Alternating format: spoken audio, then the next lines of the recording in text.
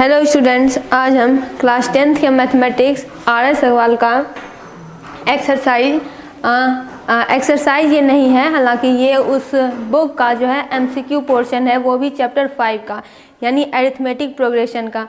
हम इसके MCQ वाले भाग यानी मल्टीपल चॉइस क्वेश्चन वाले भाग सॉल्व करने वाले हैं और यहाँ पे भी वैसे ही क्वेश्चन मौजूद हैं जो कि CBSE की परीक्षाओं में कभी न कभी पूछे गए हैं। तो हम अपना फर्स्ट क्वेश्चन स्टार्ट करते हैं। क्वेश्चन कहता है the common difference of the AP, यानी यहाँ पे 1/3, 1 - 3b/3 और 1 - 6b/3 ये तीनों AP में मौजूद है, जिसमें कांस्टेंट भी है, वेरिएबल भी है। तो इसका कॉमन डिफरेंस निकालना है। तो कॉमन डिफरेंस निकालने का तरीका होता है A2 - A1, जो कि कांस्टेंट टर्म D के बराबर होता है। यहाँ पे जो फर्स्ट टर्म है वो 1/3 है, जो सेकेंड टर्म है वो 1 - 3b/3 है और इसका कॉमन डिफरेंस हो जाएगा A2 - A1। तो A2 के जगह पर है 1 - 3b/3 और A1 के जगह पे है -1/3। इन दोनों को सॉल्व करेंगे तो डिनोमिनेटर सेम है, तो न्यूमरेटर का खाली काम होगा। तो ये हो जाएगा 1 - 3b - 1/3। ये पॉजिटिव का 1 निगेटिव का 1 कैंसिल हो जाएगा, तो बचा क्या? बचा -3b/3। तो ये 3 डिवाइड हो जाएगा, तो अब क्या बचा? तो अब बचा माइनस का b। तो यही माइनस का b जो है, तो यही माइनस b जो है इसका constant term common difference d है। अगर आप इसे और सॉल्व करना चाहते हैं, यानी इसका एक तरीका और है सॉल्व करने का, तो वह भी देख लीजिए। जैसे कि कॉमन डिफरेंस यहाँ पे A2 - A1 करके निकला, तो यहाँ पे थर्ड टर्म भी मौजूद है। तो थर्ड टर्म का AP इस तरह से निकलता है कि जैसे ये A2 - A1 है, तो एक तरीका है कि A3 - A2। ऐसा इसलिए होता है क्योंकि जब आप दिए गए टर्म में एक निश्चित संख्या जोड़ते हैं तभी अगला टर्म मिलता है। तो A3 - A2, तो A3 के जगह पे क्या है? यह 1 - 6b/3। ये हुआ माइनस A2 की बात करें तो ये हुआ 1 - 3b/3। ये माइनस है तो यहाँ पे ब्रैकेट लग जाएगा, तो ये हो जाएगा 1 - 6b - 1 minus minus plus 3b/3। तो यहाँ पे ये प्लस का 1 माइनस का 1 कैंसिल हो जाएगा, -6b और 3b, ये -3b हो जाएगा और ये /3 हो जाएगा, 3 कैंसिल हो गया। तो यहाँ पे इसका कॉमन डिफरेंस -b हो गया। तो चूंकि ये AP है तो कॉमन डिफरेंस तो इसका कांस्टेंट ही होगा, D कांस्टेंट ही होगा और यही जो है -b ही D के बराबर है। ये क्वेश्चन CBSE एग्ज़ाम 2013 में पूछा गया था। अगला क्वेश्चन है next term of the AP, यानी यहाँ पे जो AP चल रहे हैं वो रूट ओवर में चल रहे हैं। नेक्स्ट टर्म का मतलब है कि बस इसका अगला एक टर्म बता दीजिए, ज़्यादा नहीं पूछ रहा है। तो सबसे पहले इसका फर्स्ट टर्म देखते हैं जो कि √7 है। सेकंड टर्म देखते हैं जो कि √28 है। तो √7 को तो कुछ नहीं लिख सकते, क्या इसे और सिंप्लीफाई कर सकते हैं? नहीं। तो 28 को तो सिंप्लीफाई कर सकते हैं। देखिए ये होता है इसका प्राइम फैक्टराइजेशन। ऐसे 2 1 जा 2, 2 4 जा 8, 2 7 जा 14। तो अगर 28 के प्राइम फैक्टर्स को लिखें तो ये होगा 2 × 2 × 7। ठीक है, तो यहाँ पे यह 2 जो है इसका पेयर बन रहा है। क्लास 8 में स्क्वायर चैप्टर में हमने पढ़ा था जिसका पेयर बनता है, यानी जो 2 में मौजूद रहता है तो वो बाहर चला आता है। तो ये जब 2 × 2 है तो एक 2 बाहर आ जाएगा और 7 एक है तो इस पर रूट लग जाएगा, यानी √28 को हम लिख सकते हैं 2√7। तो यहाँ पे A2 को हम 2√7 भी लिख सकते हैं। ये हुआ इसका दूसरा टर्म। अब तीसरा टर्म भी दिया हुआ है, यह है √63। तो √63 को भी हम लिख सकते हैं। तो यहाँ पे देखिए ये हुआ 63, तो ये हुआ 3 3 2 जा 6, 3 1 जा 3, 3 7 जा 21। तो 63 को हम 3 × 3 × 7 लिख सकते हैं।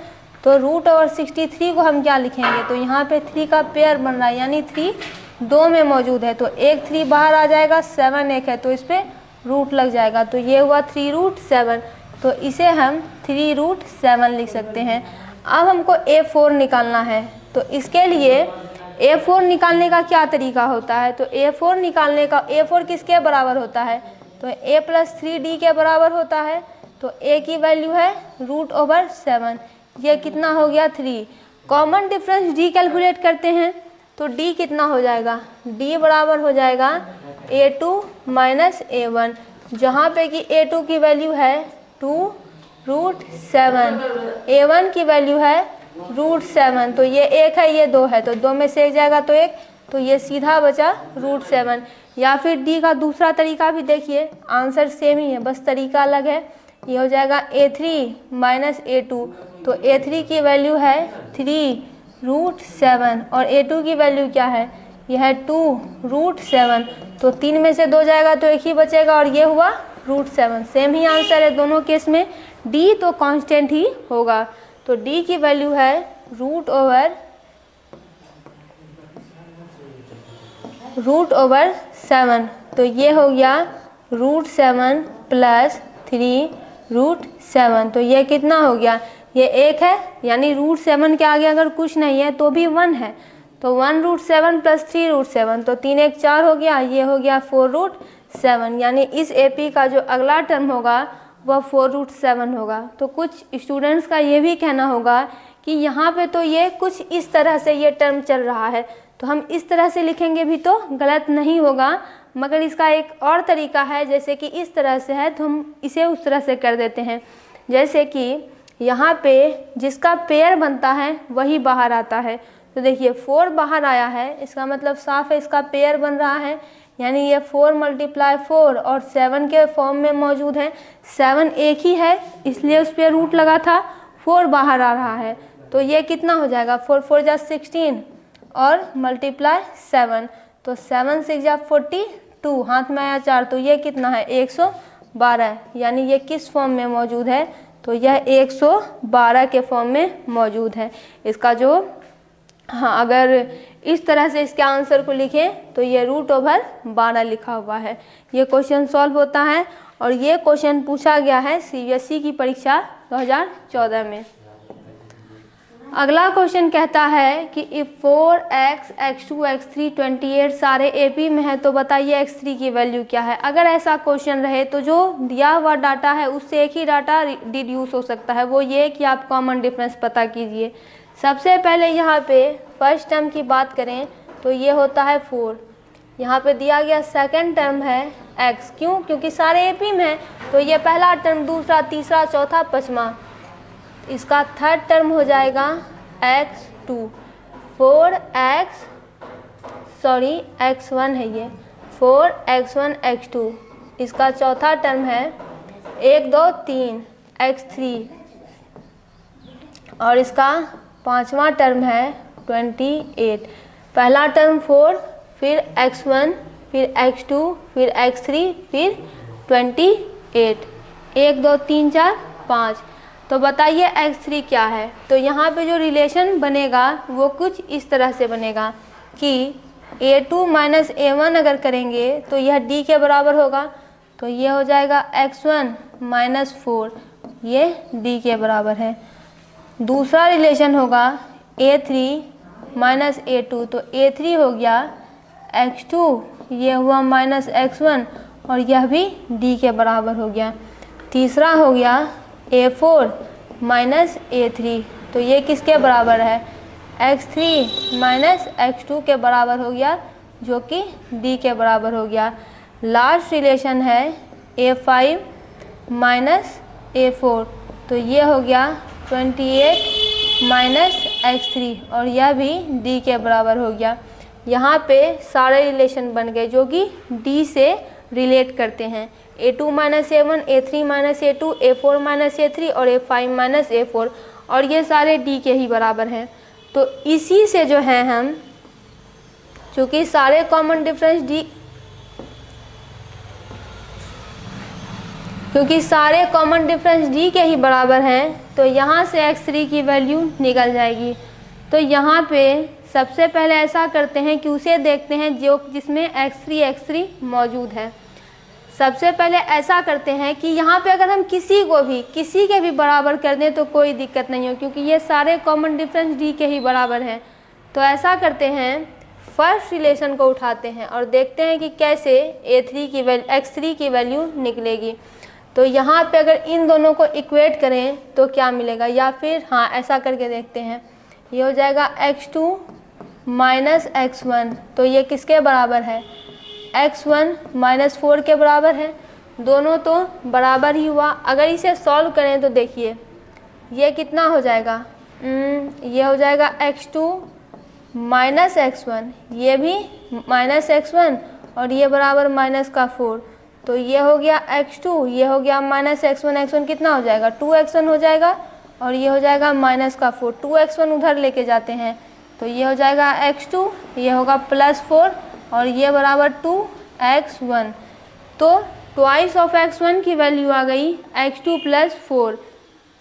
तो अगर इसकी वैल्यू निकालेंगे x1 की तो ये हुआ x2 प्लस 4 बाय 2 बराबर x1। क्यों, क्योंकि यहाँ 2 मल्टीप्लाई में है, जब इस साइड आएगा तो ये डिवीज़न में आ जाएगा। तो यहाँ पे x1 की वैल्यू निकल गई, एक रिलेशन यहाँ पे बन गया। अब आते हैं इसके दूसरे रिलेशन पे, हम सीधे लास्ट वाले पे आते हैं x3 पे। तो ये है 28 माइनस x3 बराबर x3 माइनस x2। तो यहाँ पे हमको x2 की वैल्यू आनी चाहिए थी, लेकिन वो तो है नहीं, कोई बात नहीं, उसे हम कंस्ट्रक्ट कर लेंगे। तो ये हो जाएगा 28 और ये माइनस का x2 है तो इधर आएगा तो प्लस का x2, और ये हो जाएगा x3, ये माइनस का x3 तो ये प्लस का x3।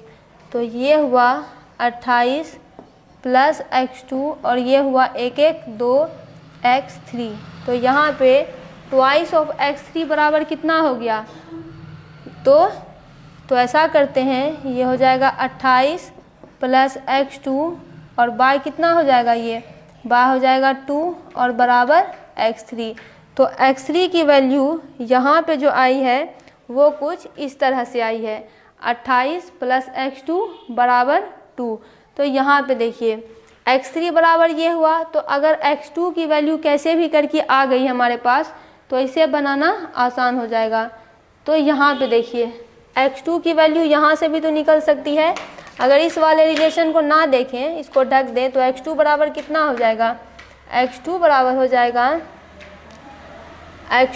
हो जाएगा या फिर इसे ऐसे ही रहने देते हैं और एक और रिलेशन कंस्ट्रक्ट करते हैं। तो और इन दोनों को लेते हैं, इन दोनों को ले लिया, इन दोनों को, ये दोनों बचा। तो ये हुआ x2 माइनस x1, ये हो जाएगा x2 माइनस x1 और ये हो जाएगा x3 माइनस x2।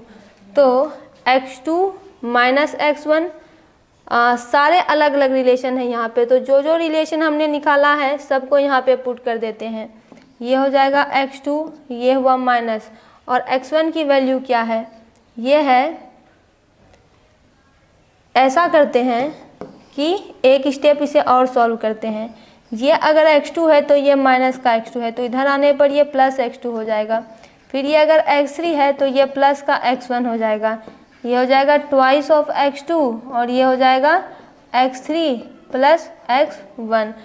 तो अब सबकी वैल्यू पुट करते हैं। तो देखिए यहाँ पे x3 की वैल्यू हमको पहले ही दी गई है, तो यहाँ पे इसे पुट करते हैं। x3 की वैल्यू हो जाएगी 28 plus x2 bye 2 plus x1। यह कुछ इस तरीके से हो जाएगा। अब इसे साइड कर देते हैं। तो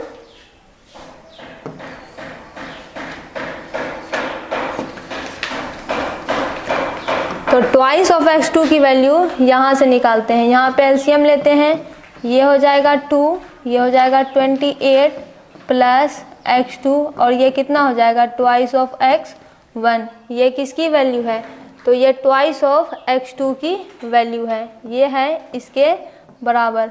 तो अगर हमारे पास, तो देखिए यहाँ पे x1 की भी वैल्यू आ गई है, यहाँ पे ट्वाइस ऑफ x2 है और क्या कहीं पे यहाँ पे ट्वाइस ऑफ x1 है, तो यहाँ पे भी ट्वाइस ऑफ x1 है। तो यहाँ पे इसकी वैल्यू पुट करते हैं, ये हो जाएगा ट्वाइस ऑफ x2 बराबर, और ये हो जाएगा 28 प्लस ट्वाइस ऑफ x1। तो यहाँ पे देखिए ट्वाइस ऑफ x1 कितना है, ये है x2 + 4, तो एक x2 ये पहले से मौजूद है, 28 + x2 पहले से मौजूद है, 28 ऑफ x2 यहाँ पहले से मौजूद है, तो ट्वाइस ऑफ x1 x2 + 4 है, ये हो जाएगा x2 + 4 और बाय में 1 2 मौजूद ही है, तो इस 2 को उधर ले जाएंगे तो ये हो जाएगा 4x2 और ये हो जाएगा 28 प्लस ये कितना हो जाएगा 2x2 + 4 और ये 2 तो उधर चल गया, 28 + 2x2 + 4। अब 2x2 को इधर लेके आते हैं, ये हो जाएगा 4x2 - 2x2 और 28 4 8 4 12 1 3 32, तो ये हो जाएगा ट्वाइस ऑफ x2 बराबर 32 बाय 2, तो ये हो गया 16। एक सेकेंड,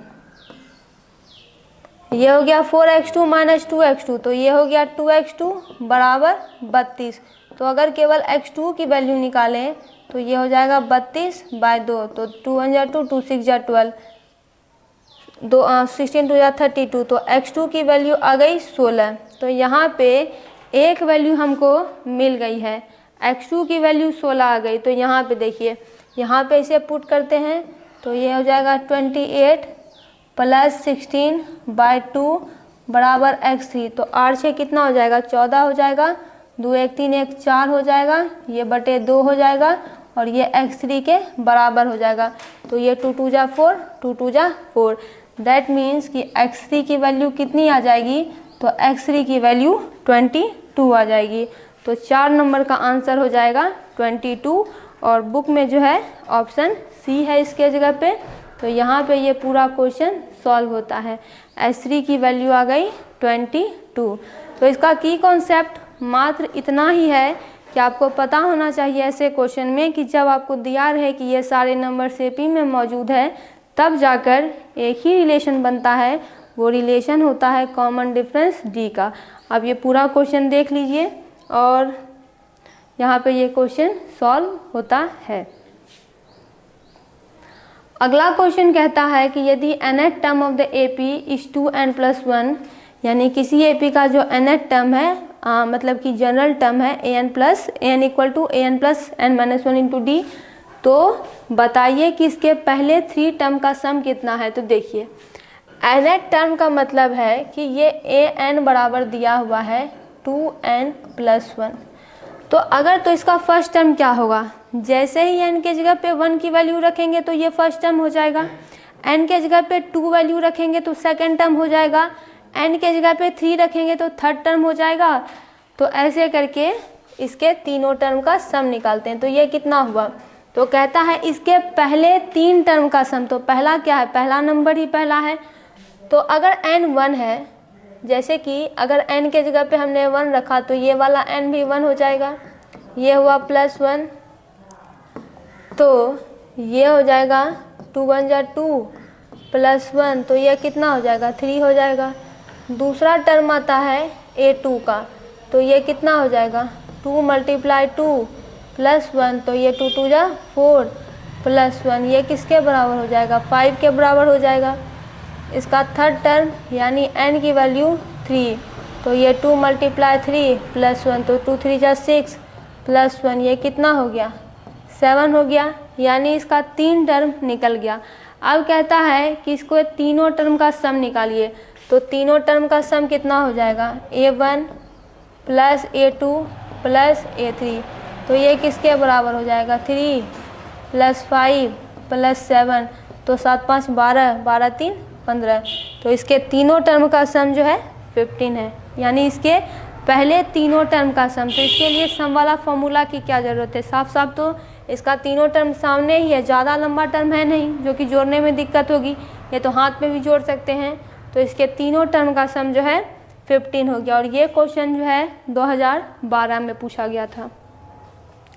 अगला क्वेश्चन कहता है कि the sum of first n terms of an AP is इतना, यानी किसी एपी के पहले n टर्म का सम दिया हुआ है, यह है 3n² प्लस 6n। तो बताइए कि इसका कॉमन डिफरेंस क्या है। इस एपी का कॉमन डिफरेंस का फॉर्मूला होता है a2 माइनस a1, यानी सेकेंड टर्म में फर्स्ट टर्म माइनस कीजिए, थर्ड टर्म में सेकेंड टर्म माइनस कीजिए, तो ऐसे करके कॉमन डिफरेंस आते जाएगा। तो यहाँ पे देखिए, यहाँ पे अगर हमको Sn निकालना है तो आपको An का फॉर्मूला मालूम होना चाहिए। An का फॉर्मूला क्या होता है nth टर्म का, तो ये होता है Sn माइनस Sn माइनस 1। कहने का मतलब है कि n के जगह पर अगर कोई भी वैल्यू हो, जैसे मान लीजिए कि a के जगह पे यहाँ पे हमने 2 रखा है, तो s के जगह पे यहाँ पे 2 रखाएगा और ये s के जगह पे 2 माइनस 1 रखाएगा, यानी ये s2 माइनस s1 हो गया।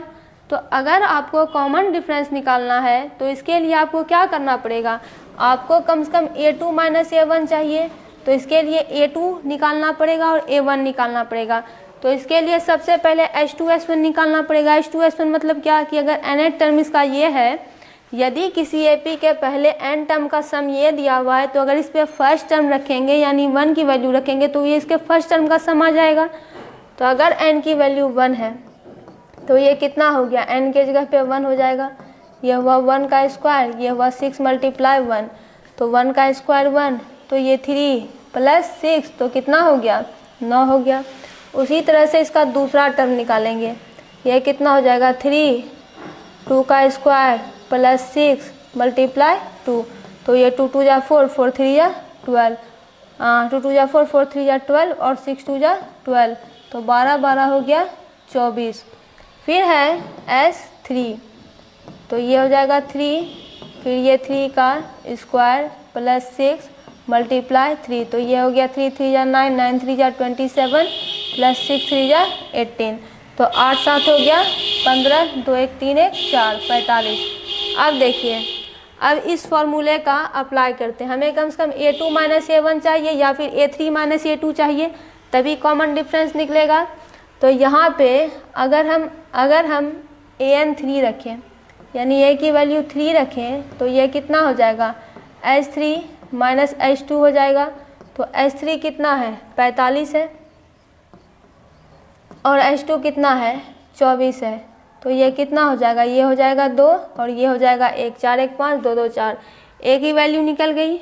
अब ऐसा करते हैं a2 निकालते हैं, तो a2 कितना हो जाएगा s2 माइनस s1, तो s2 की वैल्यू है 24 और s1 की वैल्यू है 9, तो ये कितना हो जाएगा 14, ये हो जाएगा 5 और ये हो जाएगा 1, 15 10 25, तो 9 हो गया 24। अब कॉमन डिफरेंस d भी निकल जाएगा, जो कि है a3 माइनस a2, तो a3 की वैल्यू है 21 और ये है 15, तो 15 5 20 और 1 21, यानी d की वैल्यू हो जाएगी यहाँ पे 6, यानी इस एपी का जो कॉमन डिफरेंस है वह कितना हो जाएगा, तो 6 हो जाएगा। और ये क्वेश्चन पूछा गया है CBSE 2014 में। यहाँ पे ये पूरा क्वेश्चन कंप्लीट होता है। जो कि कॉन्सेप्ट है इस क्वेश्चन को समझने का, वह केवल इतना है कि आपको ये फॉर्मूला मालूम होना चाहिए। nth टर्म बराबर होता है किसी एपी के फर्स्ट टर्म का सम माइनस Sn माइनस 1। क्वेश्चन यहाँ पे सॉल्व होता है। आते हैं अगले क्वेश्चन पे। ये क्वेश्चन कहता है कि किसी एपी के फर्स्ट n टर्म्स का सम इतना है, तो बताइए कि इस एपी का nth टर्म क्या है। यानी पिछले क्वेश्चन में कॉमन डिफरेंस पूछा जा रहा था, इस बार हमको बस ये पूछा जा रहा है nth टर्म an। तो यहाँ पे देखिए, जब Sn बराबर 5n माइनस n का स्क्वायर दिया हुआ है, तो nth टर्म का फॉर्मूला क्या होता है, यहाँ पे लिखें, ये होता है Sn माइनस Sn माइनस 1। यानी AP का जो nth टर्म है और S का जो n टर्म है माइनस Sn माइनस 1। तो अगर Sn बराबर ये है तो Sn माइनस 1 कितना होगा, यानी जहाँ जहाँ पे n मौजूद है वहाँ वहाँ पे n माइनस 1 हो जाएगा। तो ये हो जाएगा 5 और ये कितना हो जाएगा n माइनस 1। फिर यह है n का स्क्वायर, तो ये हो जाएगा n माइनस 1 का होल स्क्वायर। ये तो एक आइडेंटिटी पे टूटेगा, a माइनस बी के होल स्क्वायर पे, तो ये कितना हो जाएगा, ये हो जाएगा 5n माइनस का 5। और इस आइडेंटिटी को याद कीजिए, a माइनस बी का होल स्क्वायर कितना होता है, ये होता है a स्क्वायर माइनस 2ab और प्लस b स्क्वायर, यही होता है इसकी आइडेंटिटी। तो चलिए इसे सॉल्व करते हैं। ये हो जाएगा a square minus 2 into A into B, 2 into A into B, तो ये 2n प्लस बी स्क्वायर, तो बी स्क्वायर क्या हो जाएगा, 1 का स्क्वायर 1 ही होगा, तो ये होगा 5n माइनस 5 माइनस n का square plus 2n minus n square plus 2n minus 1, तो ये हुआ, ये हो जाएगा 5n नहीं होगा, यहाँ पे 5n और 2n दिया हुआ है, तो ये हो जाएगा 7n, और ये कितना हो जाएगा, माइनस माइनस प्लस, तो ये minus 6, 7n minus 6 minus n square, तो Sn की भी वैल्यू आ गई और Sn माइनस 1 की भी वैल्यू आ गई।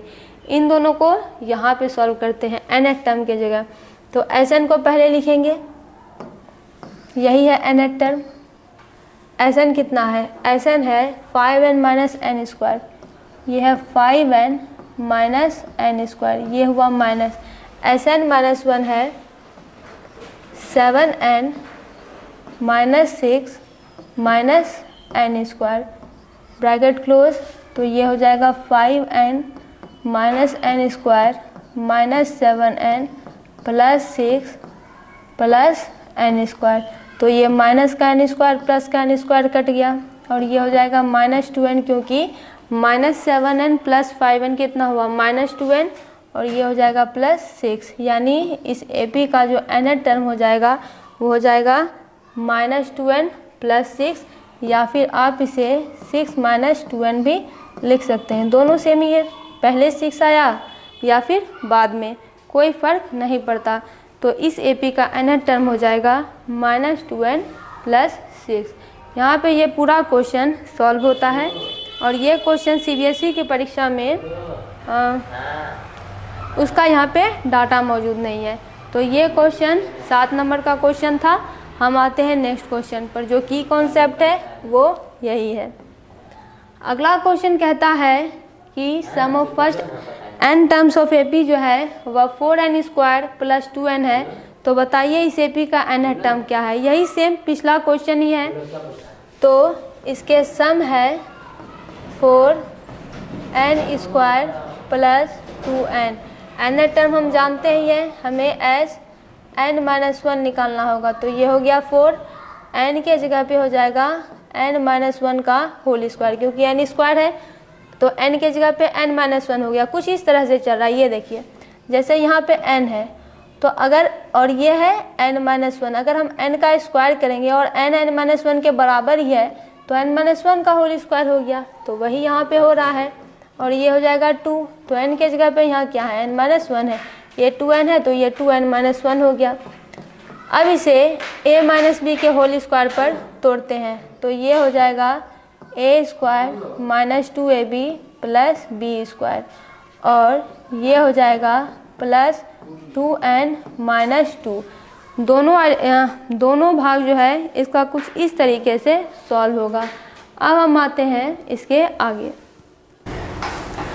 अब सॉल्व करते हैं इसके आगे। तो यहाँ तक तो ये सॉल्व हो गया, इसे आगे देखते हैं। ये हो गया 2n माइनस 2, ये हो जाएगा 4, एक सेकेंड, ये होगा n का स्क्वायर, ये हुआ n का स्क्वायर माइनस 2n प्लस 1, ये हुआ 4n स्क्वायर, 4 2 जा 8n, और ये प्लस का 4, ये हुआ प्लस का 2n माइनस 2, तो ये हो जाएगा 4n स्क्वायर, क्योंकि n स्क्वायर तो यहाँ पे है नहीं, माइनस 8n प्लस 2n, तो 6 2 8, तो ये हो जाएगा माइनस 6n, क्योंकि 8 बड़ा है, 8 में से 2 गया तो 6, ये हो गया माइनस 2n, और 4 में से 2 गया तो 2, 2 2 4, तो ये कुछ ये आ गया।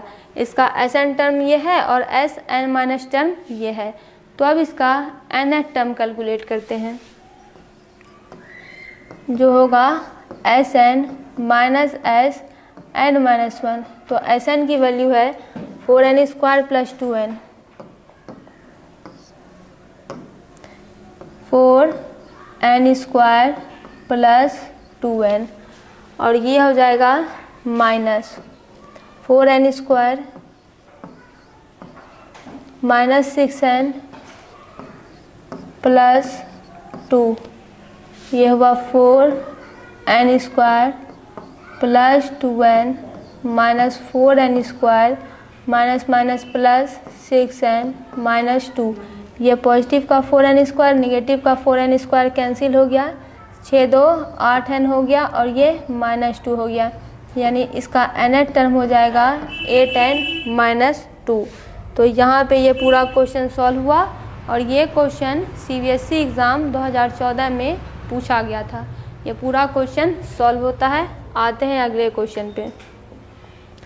अगला क्वेश्चन कहता है कि the 7th term of an AP is -1 and its 16th term is 17, तो nth term of the AP is what.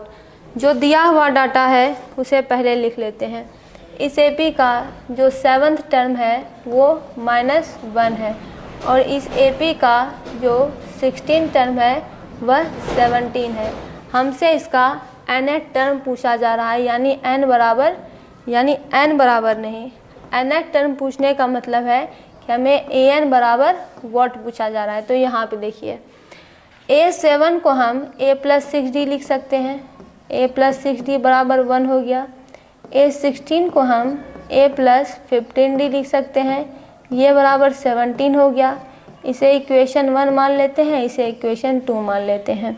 यहाँ पे इसे सॉल्व करने के दो तरीके हैं, या तो दोनों को कैसे भी करके माइनस कर दीजिए। क्योंकि देखिए यहाँ पे ये दोनों सेम ही क्वांटिटी है, दोनों पॉजिटिव में है, दोनों a है। माइनस करेंगे तो a कैंसिल हो जाएगा, तो d की वैल्यू निकल जाएगी।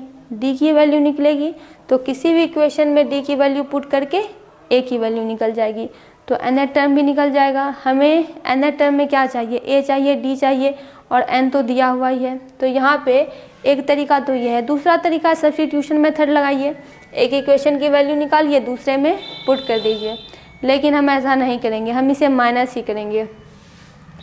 सब्ट्रैक्टिंग, जो बड़ा है उसे छोटे में से घटा दीजिए। आप चाहे तो कैसे भी किसे भी घटा सकते हैं, कोई दिक्कत नहीं है।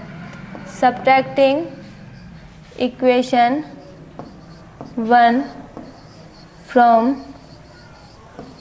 इक्वेशन 2, यानी इक्वेशन 1 को 2 में से घटाने पर तब क्या हो जाएगा, a प्लस 15d माइनस कितना हो जाएगा, a प्लस 6d, फिर ये कितना हो जाएगा, ये होगा 17 माइनस 1, तो ये हुआ a plus 15d minus a minus 16 और ये हो जाएगा 16। ये प्लस का है माइनस का है कैंसिल हो गया और ये कितना है 15 और 6, तो 6 6 12 13 14 15, तो ये 9 हो गया। एक सेकेंड, 10 11 12 13 14 15, 7 8 9 10 11 12 13 14 15, ये तो 9 ही होगा। ये हुआ 9d बराबर 16, तो d की वैल्यू कितनी आ गई, ये 16/9 आ गई। सॉरी, यहाँ पे एक मिस्टेक है, 7 टर्म ऑफ AP -1 है, तो ये तो -1 हो जाएगा। यहाँ पे देखिए, तो ये कितना हो जाएगा, ये हो जाएगा 17 माइनस 1, तो a plus 15d minus a minus 60 बराबर 17 प्लस 1, तो a कैंसिल हो गया, ये 9d हो गया और ये 18 हो गया, तो d बराबर 18/9 हो गया, तो ये 9 2 जा 18 हो गया, यानी d की वैल्यू 2 हो गई। तो अब किसी भी इक्वेशन में पुट करेंगे तो d की वैल्यू निकल जाएगी। इन दोनों में से इसमें पुट करते हैं, a प्लस 6d बराबर -1, तो ये है a प्लस 6 मल्टीप्लाई 2 बराबर -1, तो a प्लस 6 2 जा 12 बराबर -1, तो a बराबर -1 और 12 प्लस का है तो ये हो जाएगा -12, तो a की वैल्यू आ जाएगी -13। 12 1 13, तो दोनों वैल्यू आ गई। तो nth टर्म कैलकुलेट करते हैं। ये हो जाएगा a plus n minus 1 into D. A की वैल्यू है -13, ये हुआ प्लस n की वैल्यू n रहने देते हैं और d की वैल्यू है 2। n तो कहा ही जा रहा है, ये हो जाएगा -13 प्लस 2n माइनस 2, तो ये कितना हो जाएगा -15 प्लस 2n, या फिर ये हो जाएगा 2n माइनस 15। तो एक ही आंसर है, यानी इसका आंसर हो गया 2n माइनस 15 या फिर -15 प्लस 2n। यही इस AP का जो है nth टर्म है। तो nth टर्म के लिए आपको फॉर्मूला आना चाहिए, पता होना चाहिए निकालना क्या है। n तो दिया हुआ ही है, nth टर्म कहा जा रहा है और बस a और d चाहिए, ये यहाँ पे सॉल्व होता है। अगला क्वेश्चन है the fifth term of an AP is -3, यानी कोई AP है जिसका जो फिफ्थ टर्म है वह -3 है और उसका कॉमन डिफरेंस -4 दिया हुआ है, यानी d बराबर -4 दिया हुआ है। तो the sum of first 10 terms of an AP, यानी हमसे पूछा जा रहा है एस 10 बराबर वॉट। सम ऑफ इस फर्स्ट 10 टर्म्स दिया हुआ है, तो सम का फॉर्मूला याद कीजिए।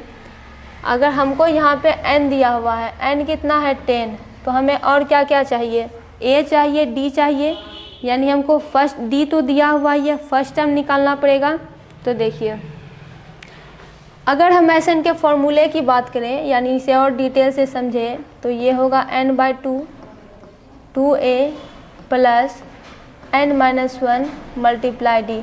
तो यहाँ पे n की वैल्यू दी ही गई है 10, तो n पता है, तो और क्या क्या चाहिए, d चाहिए, a चाहिए, d भी पता है -4, तो a1 हमको बस चाहिए। तो यहाँ पे देखिए a5 को हम क्या लिख सकते हैं, a प्लस 4d लिख सकते हैं। a प्लस 4d किसके बराबर है, a प्लस 4d -3 के बराबर है। तो यहाँ पे a क्या है, फर्स्ट टर्म ही तो है। फर्स्ट टर्म में जब 4 गुना d जुड़ता है तब जाकर -3 होता है। तो a प्लस 4d बराबर अगर -3 है तो d की तो वैल्यू दी गई है -4, तो ये हो जाएगा a प्लस 4 मल्टीप्लाई -4 बराबर -3, ये हो जाएगा a प्लस माइनस 4 4 या 16 बराबर -3। तो a बराबर कितना हो जाएगा -3 प्लस 16, -3 प्लस 16, तो a बराबर कितना हो जाएगा 13 हो जाएगा, 14 15 16, यानी a की भी वैल्यू आ गई 13। अब S10 निकालते हैं, तो n की वैल्यू है 10, क्योंकि 10 टर्म का ही हमें सम निकालने कहा जा रहा है। बाय 2 मल्टीप्लाई 13 प्लस 10 -1 और मल्टीप्लाई किससे होगा, तो ये -4 से मल्टीप्लाई होगा क्योंकि d वहाँ है। 2 5 जा 10, तो ये हुआ 5, 13 2 जा 26 प्लस 9 मल्टीप्लाई -4, तो ये कितना हुआ, ये हुआ 5, ये हुआ 26, 9 4 जा -36, तो ये हो जाएगा 5 और ये हो जाएगा माइनस का 10, तो ये हो जाएगा -50, यानी इसके पहले 10 टर्म का जो सम है वह कितना हो जाएगा, तो वह -50 हो जाएगा। तो यहाँ पे ये पूरा क्वेश्चन सॉल्व होता है। इसके और भी बहुत सारे तरीके हैं सॉल्व करने के, लेकिन जो सबसे सुलभ और सबसे आसान है वो तरीका हमने यहाँ पे अप्लाई किया है। दूसरा तरीका ये हो सकता था कि हम पहले इसके 10 टर्म निकाल लेते और फिर सबको मैनुअली अपने हाथ से ही जोड़ देते, लेकिन हम ऐसा करेंगे नहीं क्योंकि फॉर्मूला हमारे पास गिवन है और ये क्वेश्चन पूछा गया है CBSE 2011 की परीक्षा में। अब आते हैं इसके अगले क्वेश्चन पे। अगला क्वेश्चन कहता है the fifth term of an AP is 20, यानी किसी AP का 5वां टर्म 20 दिया हुआ है और sum of it 7th and 11th term, यानी इसके 7th और 11th टर्म का सम 64, सम ऑफ इट 7th यानी इसके 7th टर्म का सम और इसके 11th टर्म का सम A7 प्लस A11 ये 64 है।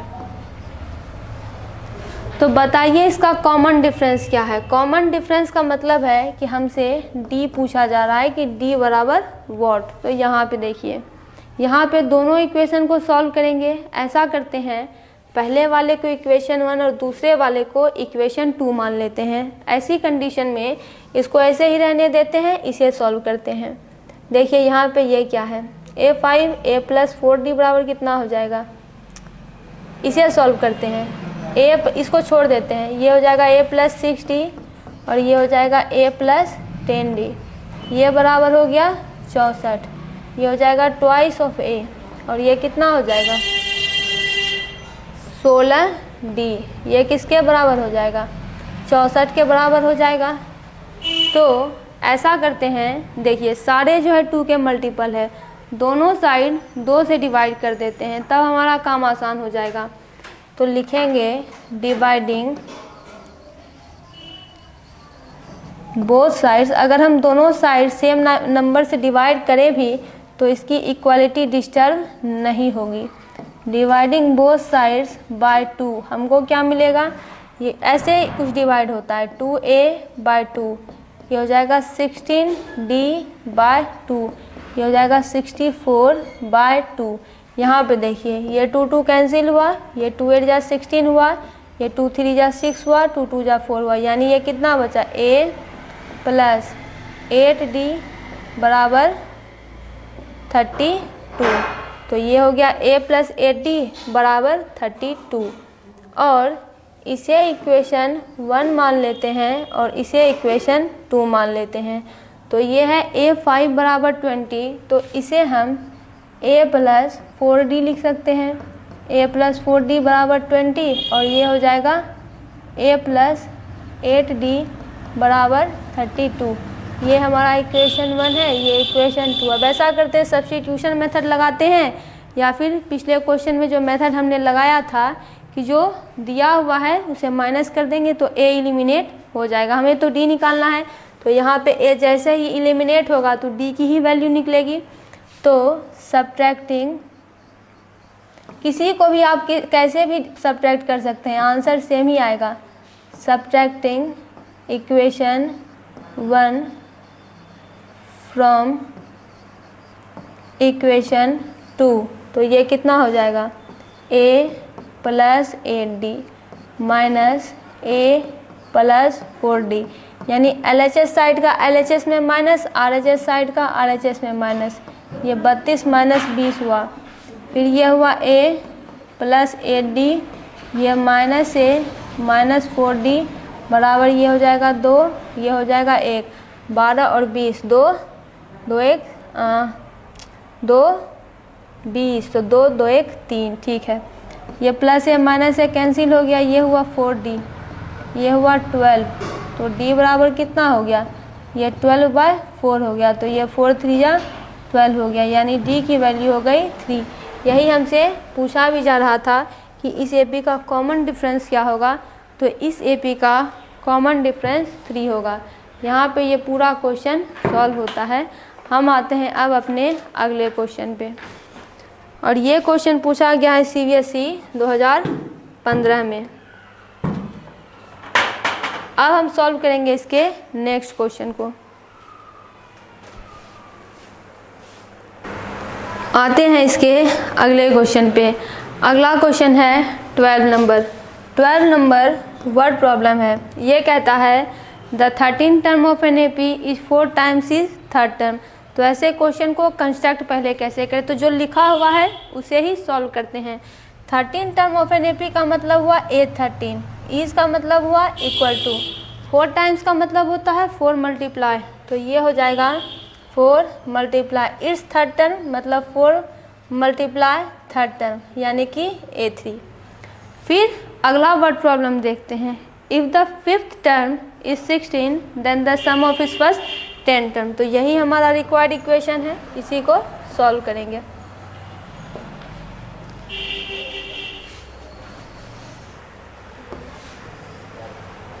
The 13 term of an AP, यानी कि A13 जो है इस 4 टाइम्स इज थर्ड टर्म। तो अगर AP का 5th टर्म 16 दिया हुआ है, यानी A5 बराबर 16 दिया हुआ है, A5 बराबर 16, तो निकालना है इसके पहले 10 टर्म का सम। तो 10 टर्म लिखा हुआ है मतलब n की वैल्यू 10 है, तो A और D निकालना पड़ेगा। AD किससे निकलेगा, तो इसी दोनों से निकलेगा। तो ऐसा करते हैं, पहले इस इक्वेशन को सॉल्व करते हैं। ये A13 है तो इसे A + 12D लिख सकते हैं, और इसे 4 A3 है तो ये हो जाएगा A + 2D। A3 को हम A + 2D लिख सकते हैं, तो ये होगा A + 12D = 4A + 4 2 जा 8D। इसे सॉल्व करते हैं तो ये कितना हो जाएगा 12D - 8D, ये हो जाएगा 4A - A। ये देखिए 12D - 8D, ये 4A - A, तो 8 4 12, तो ये D, और ये कितना हो गया, ये 3A हो गया। तो A की वैल्यू अगर निकालें तो ये हो जाएगा 4D/3। A की वैल्यू हो जाएगी 4D/3। तो यहाँ पे अगर A5 को सॉल्व करें तो ये हो जाएगा A + 4D = 16। तो अगर D की वैल्यू निकालेंगे तो 3A/4 हो जाएगा, और A की वैल्यू तो 4D/3। तो यहाँ पे A की वैल्यू पुट कर देते हैं, ये हो जाएगा 4D/3 + 4D। A = 4D/3 + 4D = 16। LCM लेते हैं, ये 3, ये हो जाएगा 4D 1 4D, और ये कितना हो जाएगा 4 3 जा 12D, और ये किसके बराबर हो जाएगा 16 के, तो 12 4 13, ये हो जाएगा 16D। 13 14 15 16, और ये हो जाएगा 16 × 3, ये वाला 3, तो D की वैल्यू हो जाएगी 16 × 3/16। ये कैंसिल हुआ एक बार में, तो D का वैल्यू आ गया 3। तो यहाँ से D की वैल्यू निकल गई, तो किसी भी इक्वेशन में पुट करेंगे तो A की वैल्यू निकल जाएगी। तो देखिए ये पहला इक्वेशन है A5 = 16, तो ये हो जाएगा A + 4D = 16, तो ये हो जाएगा A। D की वैल्यू है 3, तो 4 × 3, और ये किसके बराबर 16 के, तो A + 4 3 जा 12 = 16। तो A बराबर कितना हो जाएगा 16 - 12, तो A बराबर कितना हो जाएगा 4 4 2 6, तो A की वैल्यू आ गई, D की वैल्यू आ गई। अब ऐसा करते हैं, H10 की वैल्यू निकालते हैं।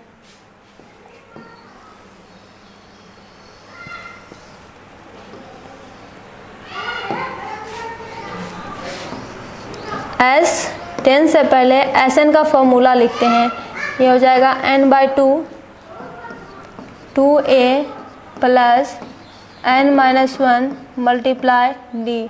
तो ये हुआ 10/2। A की वैल्यू है 4 + n की वैल्यू 10 - 1, और D की वैल्यू 3, तो ये हो जाएगा 2 5 जा 10, तो ये हुआ 5 4 2 जा 8, प्लस ये हो जाएगा 9 × 3, तो ये हो जाएगा 5, ये हो जाएगा 8 + 27, तो ये कितना हो जाएगा, ये हो जाएगा 5 और 27 8, तो ये हो जाएगा 8 7 15 और 3, ये हो जाएगा 35। 27 3 कितना हो जाएगा 30 और 30 5 35, तो ये हो जाएगा 5 5 या 25, 5 3 या 15 16 17, तो इसका आंसर हो जाएगा 175। यानी इसके पहले 10 टर्म का जो सम है वो हो जाएगा 175। तो यहाँ पे ये पूरा क्वेश्चन कंप्लीट होता है। आते हैं हम अपने अगले क्वेश्चन पे। अगला क्वेश्चन कहता है कि कोई एपी है 5 12 19, इसके 50 टर्म मौजूद है, यानी ये एपी फाइनाइट है और इसमें 50 टर्म ही मौजूद है। तो बताइए इसका लास्ट टर्म क्या है। लास्ट टर्म या फिर आप इसे nth टर्म बोल सकते हैं या फिर इसे सीधा L बोल सकते हैं। तो यहाँ पे इसका फर्स्ट टर्म है 5, इसका सेकंड टर्म है 12 और इतना काफ़ी है। ये हो जाएगा A2 माइनस A1, तो ये हुआ 12 माइनस 5, तो ये हो जाएगा 7 3 10 तो 12, और ये किसके बराबर हो जाएगा, D के बराबर हो जाएगा। तीनों निकल गया। इसमें कुल मिला के 50 टर्म ही है, यानी ये n दिया हुआ है, नंबर ऑफ टर्म 50 है। तो एक फॉर्मूला याद कीजिए, यदि किसी AP में n नंबर ऑफ टर्म्स मौजूद है तो उसका nth टर्म ही लास्ट टर्म है। तो इसका nth टर्म कैलकुलेट करते हैं, वही इसका लास्ट टर्म होगा। ये हो जाएगा a plus n minus 1 into D. तो a की वैल्यू है 5 प्लस n की वैल्यू है 50 माइनस 1 और d की वैल्यू कितनी है, d की वैल्यू है 7। तो ये हुआ 5 प्लस 49 मल्टीप्लाई 7 हो जाएगा 5 प्लस 9 7 जा 63, हाथ में आया 6 तो 7 4 जा 28, 28 6 कितना हो जाएगा, ये 3 4 3 हो जाएगा। तो ये हो जाएगा 5 3 8 और ये हो जाएगा 3 4, यानी इस एपी का जो लास्ट टर्म है वह 348 है। इस एपी का जो लास्ट टर्म है वो 348 है। आते हैं इसके नेक्स्ट क्वेश्चन पे, या फिर आप इसे एल भी लिख सकते हैं या फिर nth टर्म भी लिख सकते हैं, और यह जो है 348 के बराबर है।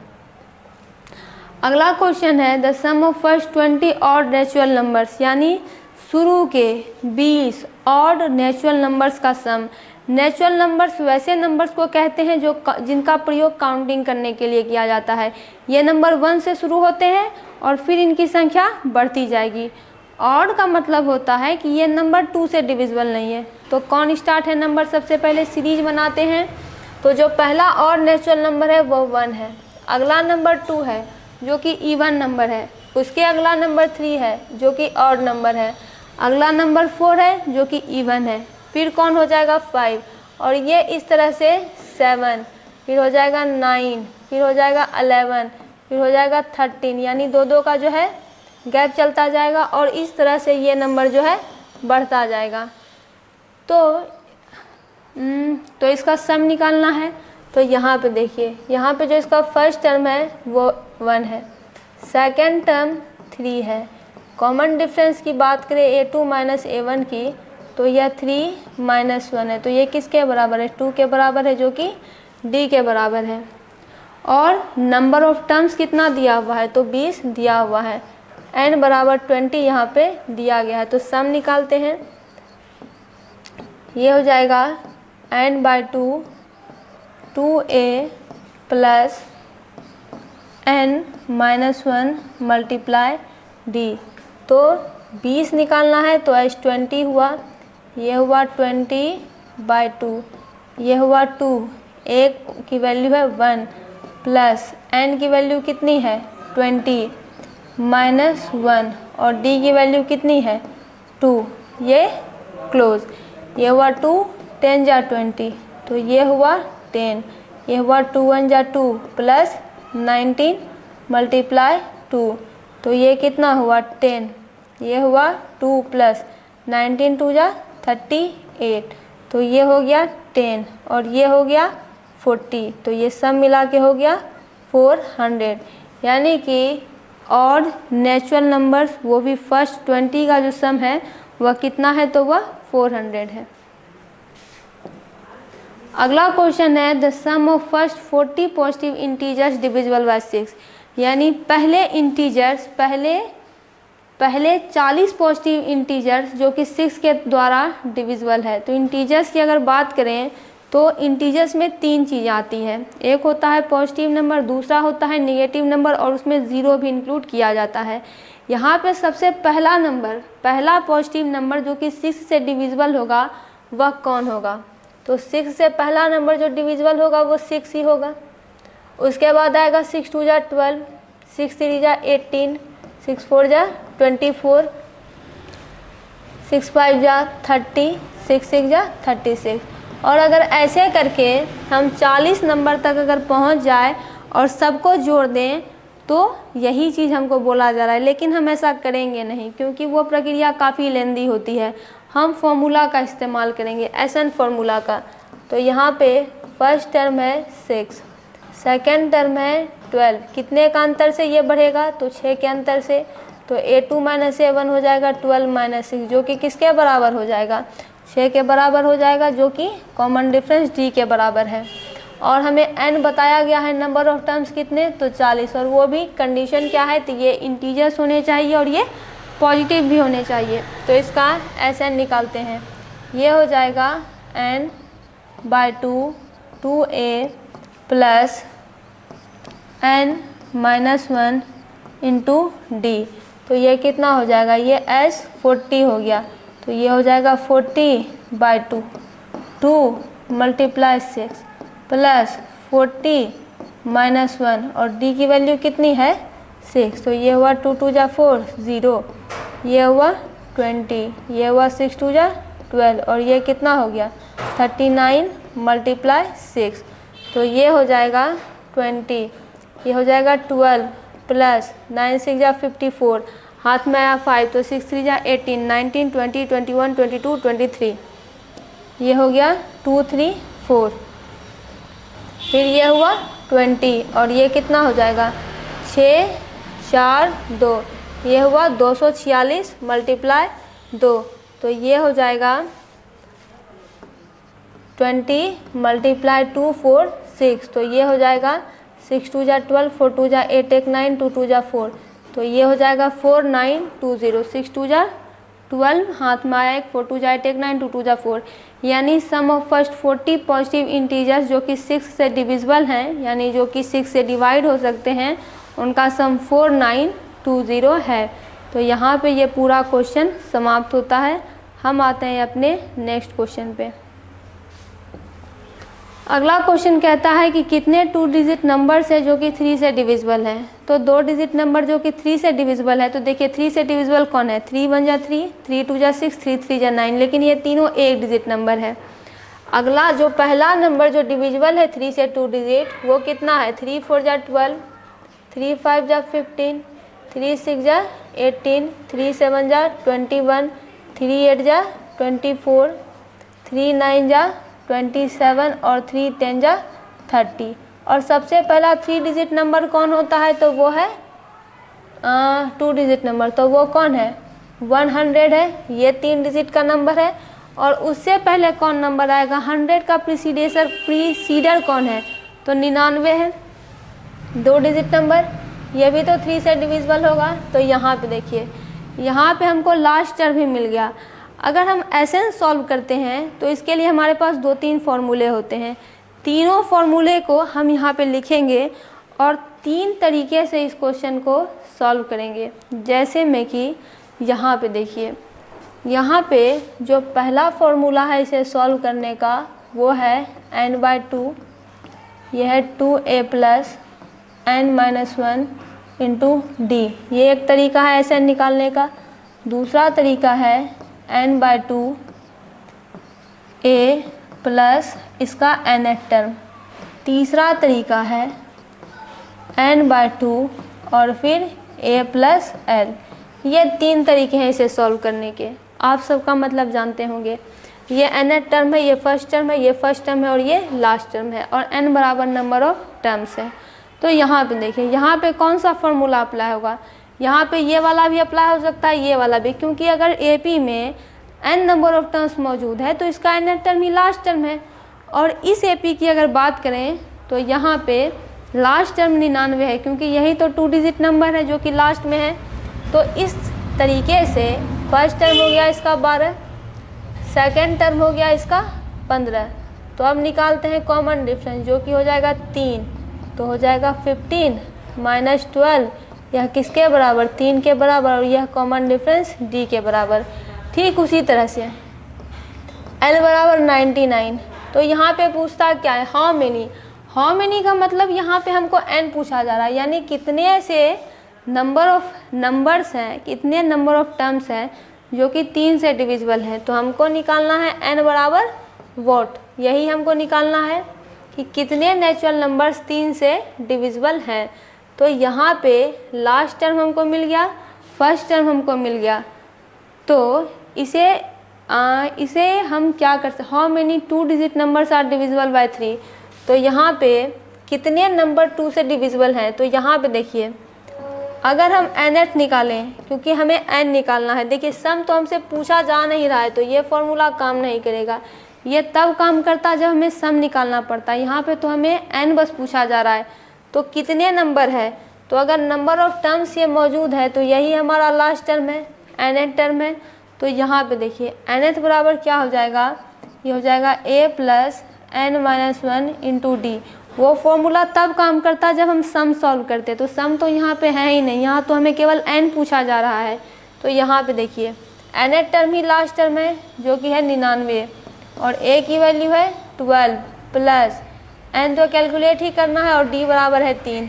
99 माइनस 12 कर देते हैं, ये किसके बराबर हो जाएगा 3n माइनस 3 के बराबर हो जाएगा। ये हो जाएगा 7 2 9, 9 में से 1 गया तो 8, ये 87 बराबर 3n माइनस 3। तो ये हो जाएगा 87 प्लस 3 बराबर 3n। तो ये हो गया 0, ये हो गया 9, ये हो गया 3n। तो n की वैल्यू हो जाएगी 90/3। तो यह 3 3 या 9 बराबर 0 हो जाएगा। तो n बराबर हो जाएगा 30। यानी कितने ऐसे 2 डिजिट नंबर हैं जो कि 3 से डिविजिबल हैं? तो ऐसे 30 2 डिजिट नंबर हैं जो कि 3 से डिविजिबल है। अगला क्वेश्चन कहता है कि ऐसे कितने 3 डिजिट नंबर है जो कि 9 से डिविजिबल है। तो देखिए 9 से डिविजिबल कौन हो जाएगा 9, 9 2 या 18। तो ये 1 डिजिट नंबर है, ये 2 डिजिट नंबर है। हम 3 डिजिट नंबर पे आएंगे तो 3 डिजिट नंबर शुरू होता है 100 से, फिर कितना आएगा 101 आएगा। तो क्या ये 9 से डिविजिबल होगा? 9 1 जा 9, ये 1 1 हो गया, ये डिविजिबल नहीं होगा। तो 9 के टेबल में कितना आना चाहिए 18 आना चाहिए। 9 2 जा 18, 2 3 4 5 6 7 8। तो ये कितना हो जाएगा 117 नहीं 118 होना चाहिए। 9 1 जा 9 सॉरी 108 होना चाहिए 3 डिजिट नंबर। ये हो जाएगा 9 108। तो ये 9 1 जा 9, ये हुआ 1 8, तो 9 2 जा 18। देखिए 108 वह पहला 3 डिजिट नंबर है जो कि 9 से डिविजिबल है। कितने पूछा जा रहा है? यानी n पूछा जा रहा है। अगला नंबर कैसे निकलेगा? तो इसमें 9 नंबर टेबल में क्या होता है कि दिए हुए नंबर में उस टेबल को जोड़ते जाते हैं तो अगला नंबर मिलता है। तो 108 में 9 जब जोड़ देंगे तो कितना हो जाएगा ये 17 1 1 117। इसमें भी 9 जोड़ देंगे 10 11 12 13 14 15 16। तो ये हो जाएगा 6, ये हो जाएगा 2, ये हो जाएगा ये। तो ऐसे करके जो है ये चलता रहेगा। और लास्ट में हमें 3 नंबर, तो 4 डिजिट नंबर क्या होता है 1 2 3 4, ये 4 डिजिट नंबर है और इससे एक कम होंगे तो ये कितना हो जाएगा 9 9 9 हो जाएगा। तो ये भी तो 9 से डिविजिबल हो जाएगा। तो इसका जो लास्ट नंबर है जो कि 9 से डिविजिबल है वह हो जाएगा 999। क्यों? क्योंकि इसके अगला नंबर तो 4 डिजिट है। तो इस हिसाब से इसका फर्स्ट टर्म हो गया 108, इसका सेकंड टर्म हो गया 117। कितने का अंतर हो जाएगा? तो 9 का। तो ये हो जाएगा 117 माइनस 108 जो कि है 9 के बराबर और ये है d के बराबर। तो यहाँ तक ये सॉल्व हुआ। हाउ मेनी पूछ रहा है? तो इसका जो nth टर्म है यानी कि इसका जो लास्ट टर्म है वह 999 के बराबर है। अब पिछले क्वेश्चन के जैसे ही इसको सॉल्व करेंगे, nth टर्म का फॉर्मूला अप्लाई करेंगे और इसी से ये पूरा क्वेश्चन सॉल्व होगा। तो ये हो जाएगा nth, ये हो जाएगा a plus n minus 1 multiply d। nth term मतलब लास्ट टर्म, ये हुआ 999 बराबर 108 प्लस n माइनस 1 और d की वैल्यू हो जाएगी 9। तो ये हुआ 999 माइनस 108 बराबर n माइनस 1 और मल्टीप्लाई d। 9 में से 8 जाएगा 1, ये होगा 9, ये हो जाएगा 8, 891 1 9 8। ठीक है, ये हो जाएगा 9 माइनस 1 मल्टीप्लाई 9। 9 को इधर लेके आ जाएंगे तो ये हो जाएगा 891/9 और ये हो जाएगा n माइनस 1। ये जो है 88 बार में कटेगा। तो ये हो जाएगा 891 डिवाइडेड बाय 9। तो 9 9 जा 81। तो ये गया और 9 में से 1 गया तो 8 है, 9 9 जा 81। तो ये 99 बार में कट गया। तो ये 99 बराबर कितना हो गया? 99 बराबर हो गया n माइनस 1। तो ये हो जाएगा 99 प्लस 1 बराबर n। तो ये कितना हो जाएगा 100 बराबर n, यानी ऐसे कितने 3 डिजिट नंबर हैं जो कि 9 से डिविजिबल हो जाएंगे, तो ऐसे 103 डिजिट नंबर है जो कि 9 से डिविजिबल है। और वो भी तो यहाँ पे ये क्वेश्चन सॉल्व होता है। आते हैं अगले क्वेश्चन पे। ये कहता है what is the common difference of an AP in which A18 A14 बराबर 32, यानी क्वेश्चन है कि A18 minus A14 minus A14 32 के बराबर है। तो कॉमन डिफरेंस पूछ रहा है, तो एक ही चीज़ यहाँ पे साफ दिखती है कि ऐसा करते हैं, इसको पार्ट बाय पार्ट सॉल्व करते हैं। पहले A18 को सॉल्व करते हैं, फिर A14 को। तो देखिए A18 कितना हो जाएगा, A + 17D हो जाएगा, ये माइनस है। A14 क्या हो जाएगा, A + 13D हो जाएगा। और ये किसके बराबर है, तो ये 32 के बराबर है। तो ये हो जाएगा A + 17D minus A minus 13D बराबर 32। ये प्लस का है माइनस का है कैंसिल हो गया, 14 15 16 17। तो ये हो जाएगा 4D बराबर 32। तो D बराबर कितना हो जाएगा 32/4। तो 4 8 32। तो D की वैल्यू कितनी हो गई, 8 हो गई। यही हमसे पूछा जा रहा था कि इस AP का कॉमन डिफरेंस क्या है। तो इसका कॉमन डिफरेंस यानी D 8 के बराबर है। यहाँ पे कहता है यदि AN denotes the nth term of an AP, यदि AN nth term of AP denote करता है, तो बताइए कि A30 माइनस A20 की वैल्यू क्या है। तो देखिए इसका जो फर्स्ट टर्म है वो किसके बराबर है, तो वह 3 के बराबर है। सेकेंड टर्म 8 के बराबर है। और A2 माइनस A1 है 8 माइनस 3 के बराबर, जो कि है 5 के बराबर, और यह है D के बराबर। सबसे पहले A30 माइनस A20 पूछा, यानी A30 में से A20 की वैल्यू पूछी जा रही है। तो ये A30 को अगर लिखें तो ये कितना हो जाएगा, A + 29D। A30 को यही लिख सकते हैं, जहाँ पे A की वैल्यू है 3 और ये है 29 और D की वैल्यू है 5। तो ये हो जाएगा 3 + 9 5 जा 45, हाथ में आ 4, 5 2 जा 10, 11 12 13 14, 5 2 जा 10 और 10 4 14। तो ये हो जाएगा 5 3 8। तो ये हो जाएगा 148, 5 3 8 और ये 14। अब A20 की बात करें तो A20 को A + 19D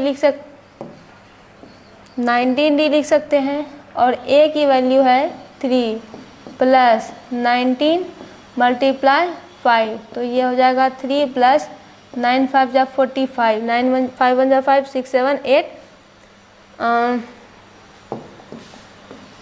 9 5 जा 45 हो जाएगा, और 5 4 9 हो जाएगा। तो ये हो जाएगा 95 3 98। तो हमको पूछ रहा है इसके 30 टर्म माइनस 20 टर्म का वैल्यू, A30 माइनस A20। तो A30 है 148, ये हुआ 98। तो 8 में से 8 गया 0 और 9 10 11 12 13 14। तो ये हो गया 5 9 10 11 10 11 12 13 14, यानी इसका आंसर हो जाएगा 50। यहाँ पे ये क्वेश्चन सॉल्व होता है। अगला क्वेश्चन है कि इस AP का कौन सा टर्म 0 है, यानी AP है 72 63 54। जब भी ऐसा कंडीशन रहे कि जब हमसे पूछा जाए कि इस AP का कौन सा टर्म 0 होगा, यानी ध्यान से देखिए AP कितना है 72, फिर आ रहा है 63, फिर आ रहा है 54। तो कितने का अंतर है इसमें, 9 का अंतर है। अगर हम 9 करके घटते जाए तो एक टाइम ऐसा ज़रूर आएगा कि ये AP 0 हो जाएगा। तो ऐसा हम करेंगे नहीं मैनुअली, अगर करेंगे तब भी पता चल जाएगा। लेकिन ऐसी कंडीशन में हम करते हैं क्या है कि इसके nth टर्म को ही वो टर्म मान लेते हैं जो हमसे पूछा जा रहा है कि let nth term of the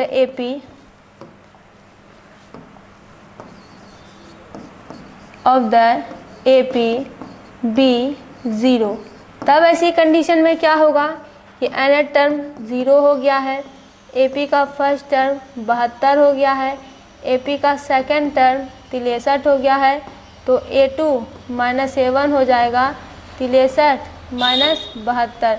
तो ये कितना हो जाएगा 6 63 और 7 70 और 2 72, तो ये कितना हो जाएगा -9 हो जाएगा और यह D के बराबर हो जाएगा, यानी -9 का अंतर चल रहा है।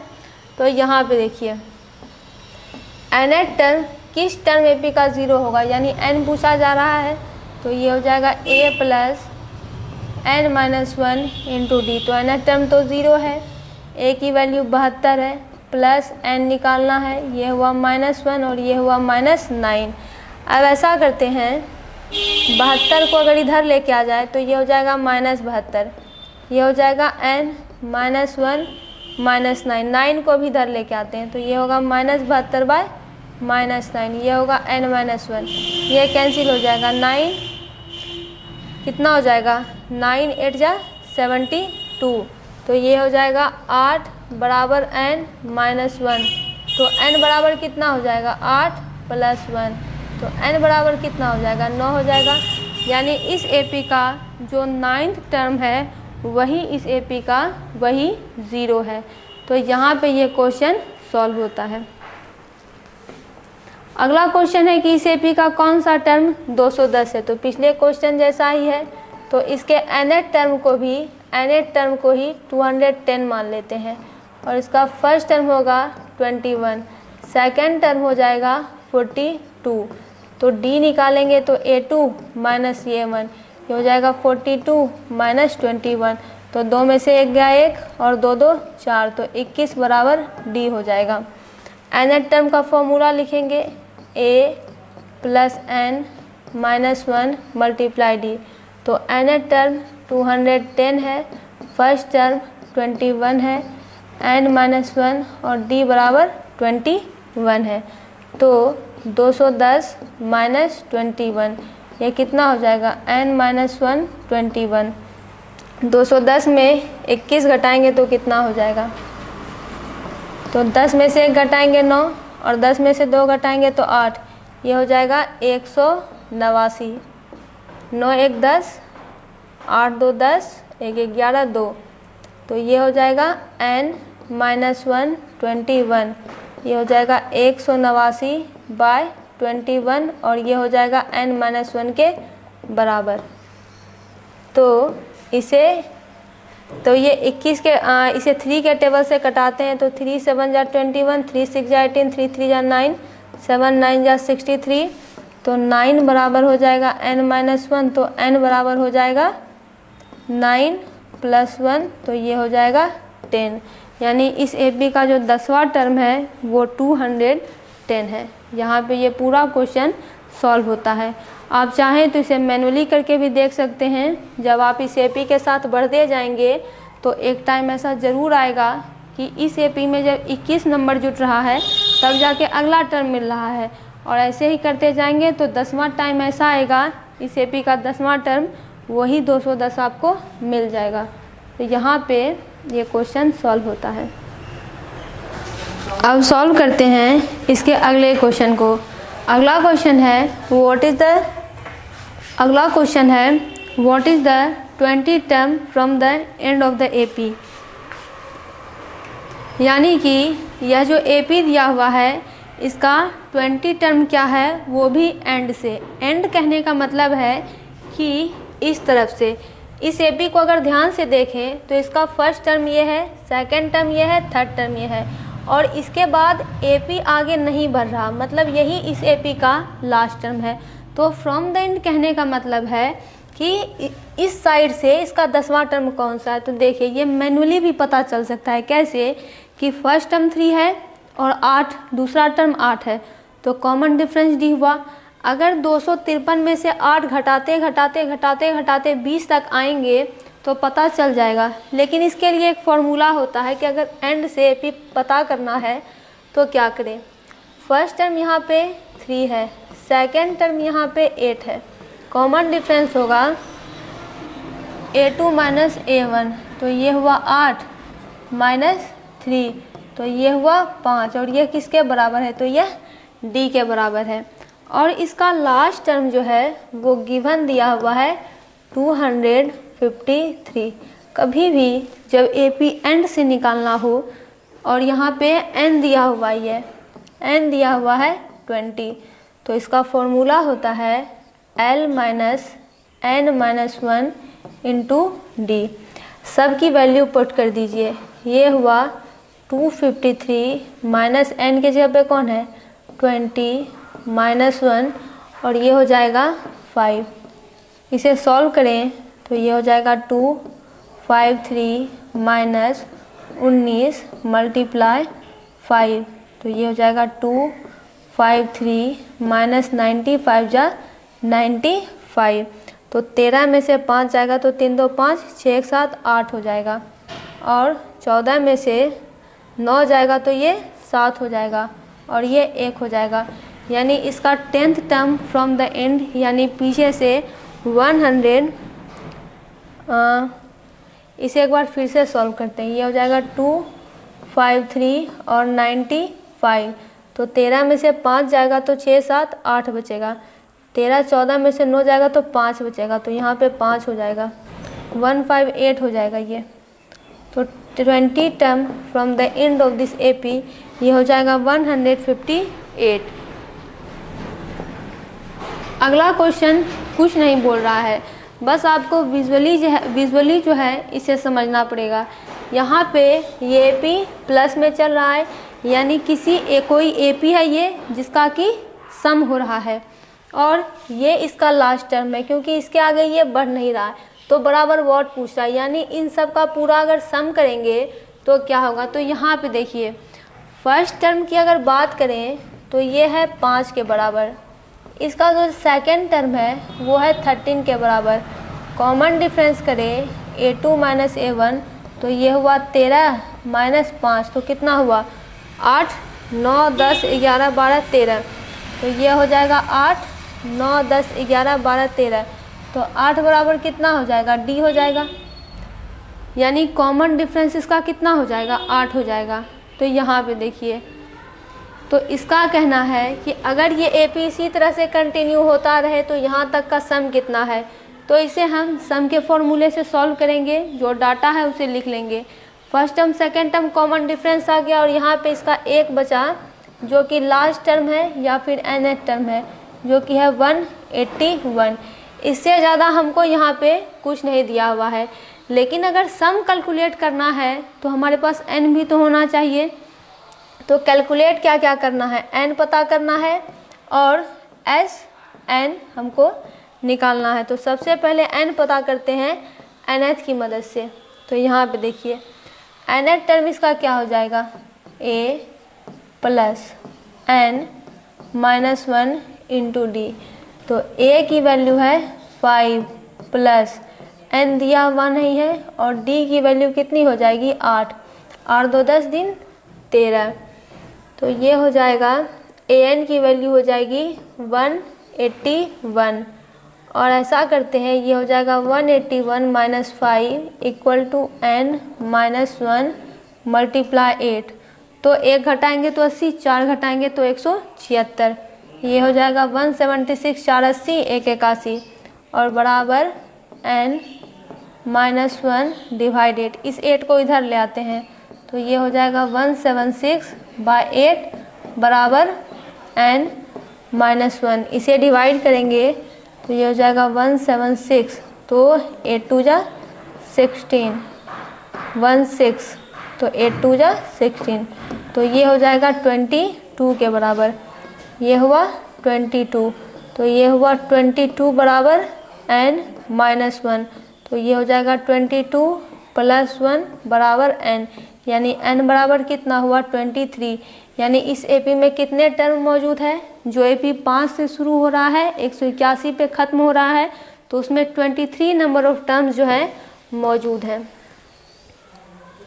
तो जब n हमको पता चल गया है तो इसका सम भी पता चल जाएगा, यानी कितने नंबर ऑफ टर्म्स मौजूद है तो 23। तो Sn बराबर कितना होता है, ये होगा n/2 और हम इसे a प्लस l के फॉर्मूले से सॉल्व करेंगे।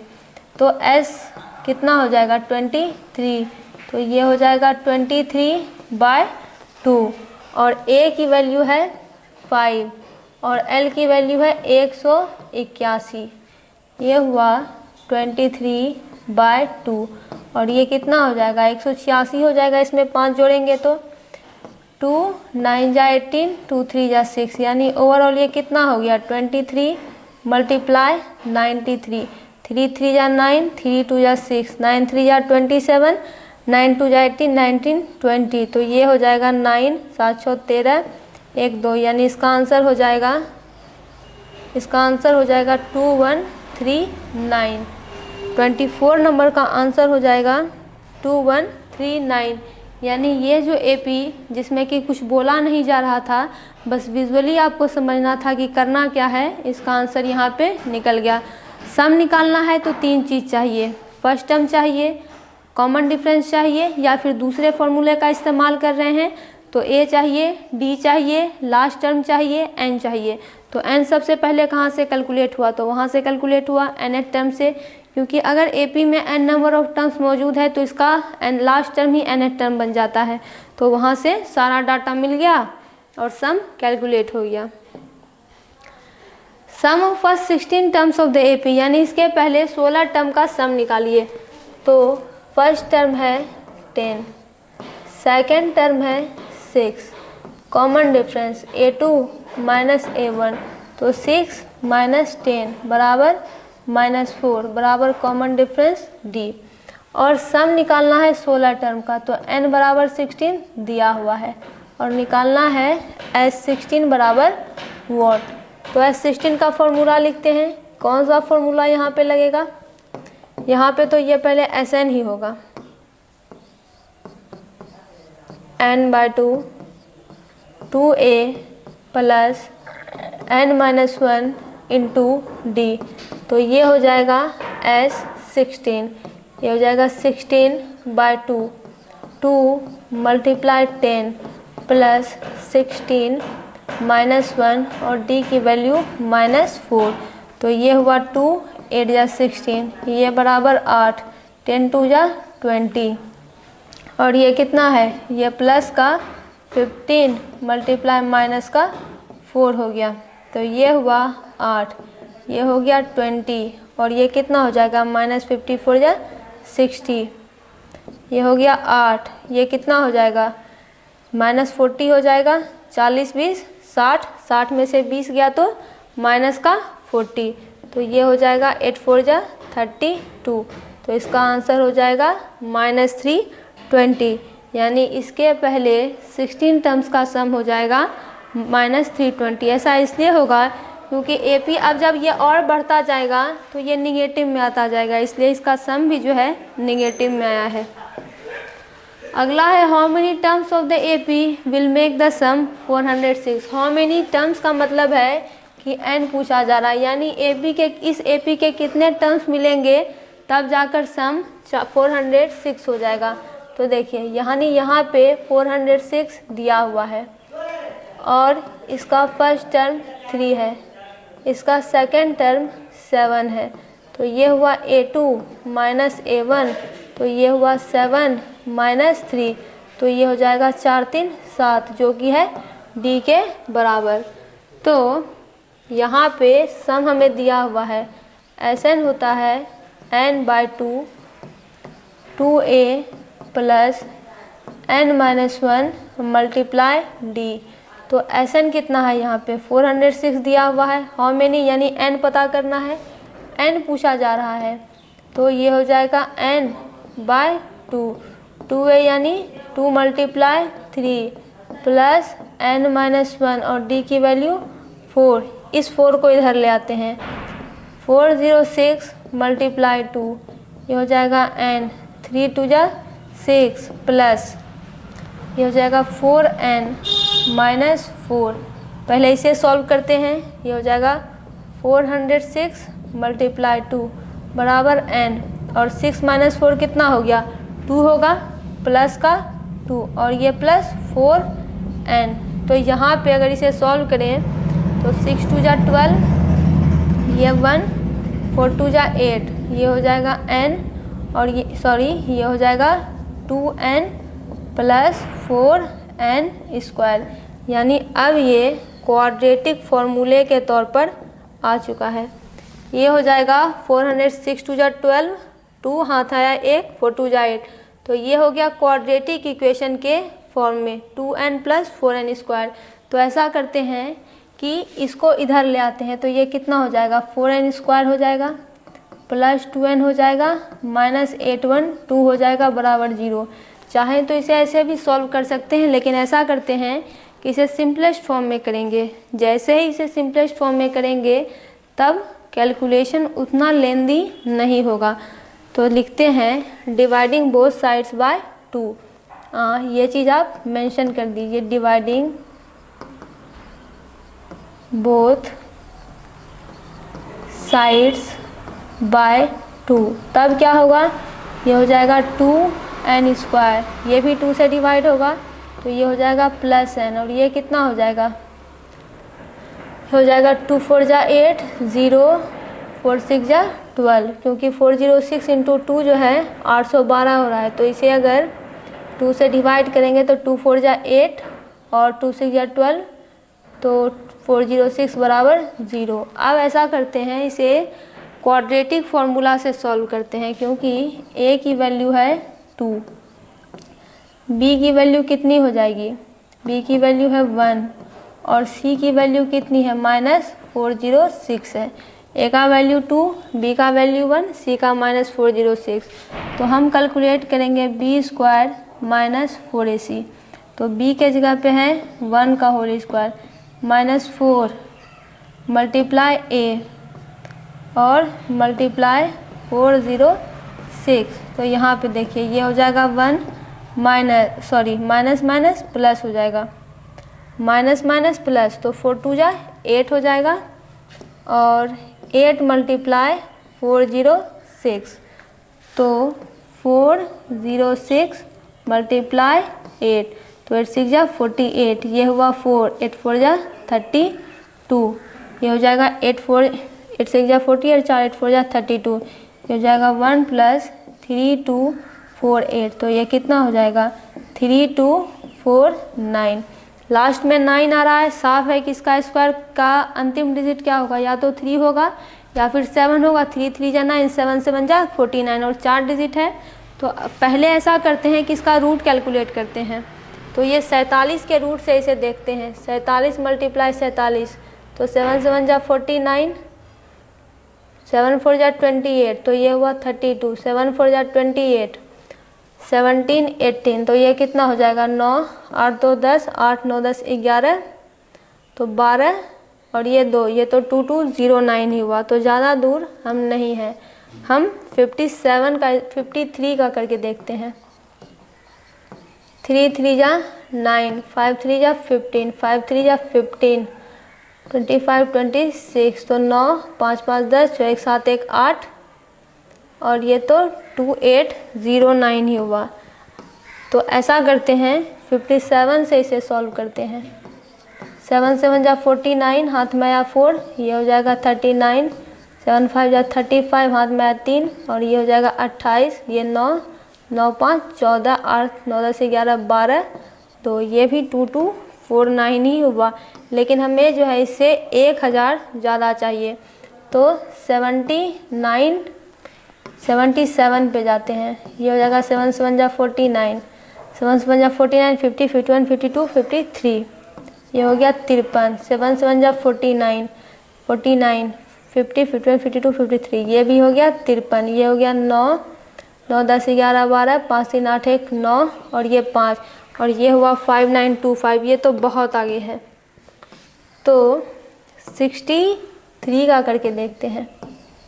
3 3 जा 9, 6 3 जा 18, 6 3 जा 18, हाथ में 6 6 36 37, तो ये हुआ 9 8 8 16, 7 1 8 1 9, और ये हो गया 3 3 9 6 9 3 2 4 9, तो ये 63 का भी नहीं है यहाँ पे।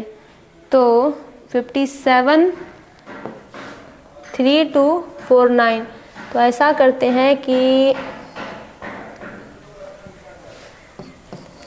57 का ही तब ये होगा। 7 7 जा 49, हाथ में आया 4, 7 5 जा 35 36 37 38 39, ये हुआ 7 5 जा 35, 5 5 जा 25 26 27 28, तो ये हो गया 28, ये हो गया 9 10 10 11 12 13 14, तो ये हो गया 4, 8, 9, 10, 11, ये हो गया 12, ये 3249 है तो ये किसका रूट है, तो 57 का रूट है।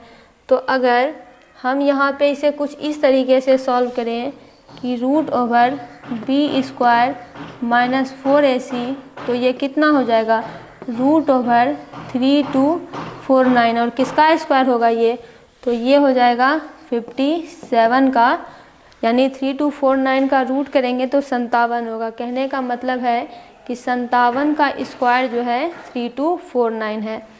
अब जो है क्वाड्रेटिक फार्मूला लगाते हैं। तो क्वाड्रेटिक फार्मूला क्या है, यहाँ पे n है, तो n बराबर हो जाएगा -b plus minus root over b square minus 4ac by 2a। तो यहाँ पे देखिए n बराबर कितना हो जाएगा, b के जगह पे 1 है तो ये -1 प्लस माइनस रूट ओवर कितना है ये 3249 और 2a, तो ये हो जाएगा 2 और a की वैल्यू कितनी हो जाएगी, a की वैल्यू भी है 2, तो ये होगा -1 प्लस माइनस 57 बाय 4। तो इसका दो भाग बनेगा, एक बनेगा प्लस का, दूसरा बनेगा माइनस का। तो ये हो जाएगा -1 प्लस 57 बाय 4 और इसका दूसरा बनेगा -1 माइनस 57 बाय 4। तो ये हो जाएगा 56 बाय 4 और ये कितना हो जाएगा, ये हो जाएगा -58 बाय 4। तो ये हुआ 2 2 जा 4, 2 2 जा 4, 2 8 जा 16, 2 1 जा 2, 2 4 जा 8, तो इसकी वैल्यू आई 14। ये होगा 2 2 जा 4, 2 2 जा 4, 2 9 जा 80 और ये हो जाएगा -29 बाय 2। तो ध्यान दीजिए हम यहाँ पे n कैलकुलेट कर रहे हैं नंबर ऑफ टर्म्स, तो वो फ्रैक्शन में नहीं आ सकता, यानी इसका जो आंसर होगा 26 नंबर का वो पॉजिटिव वाला होगा, यानी 14 होगा। यानी इस AP के कितने टर्म्स मिलेंगे तब जाके सम 406 होगा, तो इस AP का 14 टर्म मिलेगा तब जाकर जो है सम 406 होगा। और ये क्वेश्चन परीक्षा के दृष्टिकोण से बहुत ही महत्वपूर्ण है। यहाँ पे जो सॉल्व हो रहा है वो क्वाड्रेटिक फॉर्मूले से, और यहाँ पे भी क्योंकि नंबर ऑफ टर्म्स निगेटिव नहीं फ्रैक्शन में नहीं हो सकता तो पॉजिटिव वाला ही चलेगा। आते हैं अगले क्वेश्चन पे। ये कहता है कि AP का सेकेंड टर्म 13 है, तो जो दिया हुआ है वो लिख लेते हैं। AP का सेकेंड टर्म 13 है और इसका फिफ्थ टर्म 25 है। तो बताइए कि इसका 17 टर्म क्या है। तो 17 टर्म क्या होता है, ये a प्लस 16d होता है। तो अगर a की वैल्यू निकल जाए, d की वैल्यू निकल जाए तो 17 टर्म बताना काफ़ी आसान हो जाएगा। तो a और d की वैल्यू इसी दोनों इक्वेशन से आएगी। a2 को हम a प्लस डी लिख सकते हैं। a प्लस डी किसके बराबर है, 13 के। a2 a प्लस डी बराबर 13। a5 को हम a प्लस 4d लिख सकते हैं और ये 25 है। दोनों को अगर सब्ट्रैक्ट करेंगे तो a कैंसिल हो जाएगा, d की वैल्यू आ जाएगी, वही वैल्यू हम a में किसी इक्वेशन में पुट कर देंगे तो a की वैल्यू आ जाएगी। चलिए इसे इक्वेशन 1 मान लेते हैं, इसे 2 मान लेते हैं। आपका मन जैसे करे, जिसमें करे, जिससे करे वैसे घटा दीजिए, आंसर में कोई फ़र्क नहीं पड़ेगा। हम पहले वाले को दूसरे में से घटाएंगे। सब्ट्रैक्टिंग इक्वेशन 1 फ्रॉम 2, तब क्या होगा, ये हो जाएगा a plus D minus a plus 4d। Subtracting equation 1 from 2, 2 में से एक को घटा रहे हैं तो 2 वाला पहले आएगा। ये हो जाएगा a plus 4d minus a plus d, हो जाएगा 25 minus 13। a plus 4d minus a minus d, और ये कितना हो गया, 7 5 12, 3 2 5 1 1 2, ये plus a minus a cancel हुआ, ये हुआ 3d बराबर 12। तो d बराबर 12 बाय 3, तो ये हुआ 3 4 जा 12, तो d की वैल्यू हो गई 4। कॉमन डिफरेंस आ गया। तो अब a चाहिए। तो देखिए पहला इक्वेशन है a प्लस डी बराबर 13। तो d तो आ ही गया है, तो a प्लस 4 बराबर 13। तो a बराबर 13 माइनस 4, तो ये कितना हो जाएगा, a बराबर 9 हो जाएगा। 10, 11, 12, 13। तो यहाँ पे दोनों की वैल्यू आ गई, दोनों को पुट कर देते हैं। a 9 है प्लस 16 और d 4 है, तो ये हो जाएगा 9 प्लस 64 या 64, 4 से या 24, 5, 6, तो 64, 10, 74 और 9 हो गया 73। यानी इस AP का जो 17वां टर्म है वह 73 है। Question solve. अगला क्वेश्चन यहाँ पे वर्ड प्रॉब्लम है। तो वर्ड प्रॉब्लम कंस्ट्रक्ट कैसे करें, तो पहले इसे नीचे लेके आते हैं। ये यहाँ पे लिखा हुआ है the 17 term of an AP exceeds its 10 term by 21। यहाँ पे वर्ड प्रॉब्लम कुछ इस तरह से कंस्ट्रक्ट किए जाते हैं कि जो इंग्लिश दी हुई है आपको उसका पूरा हिंदी आना चाहिए। कहने का मतलब है कि AP का जो 17वां टर्म है वो उसके 10वें टर्म से 21 ज़्यादा है। एक्सीड्स का मतलब ज़्यादा है, ऑफ एन AP मतलब equal to 17 term of an AP, यानी किसी AP का 17वां टर्म उसके 10वें टर्म से 21 ज़्यादा है। यानी अगर ये है 10वां टर्म और इससे ये 21 ज़्यादा है। अगर आपसे पूछा जाए कि 2 से 21 ज़्यादा क्या होगा, तो आप कहेंगे 23। क्यों? क्योंकि आपने क्या किया, आपने किया 2 + 21, तो 2 से 21 ज़्यादा 23 ही तो हुआ, इसीलिए 8n + 21 हो गया। तो बताइए इस AP का कॉमन डिफरेंस क्या है, तो यही इसका इक्वेशन है। और जब हम इसी को सॉल्व करेंगे तो ये यहाँ पे कॉमन डिफरेंस आ जाएगा।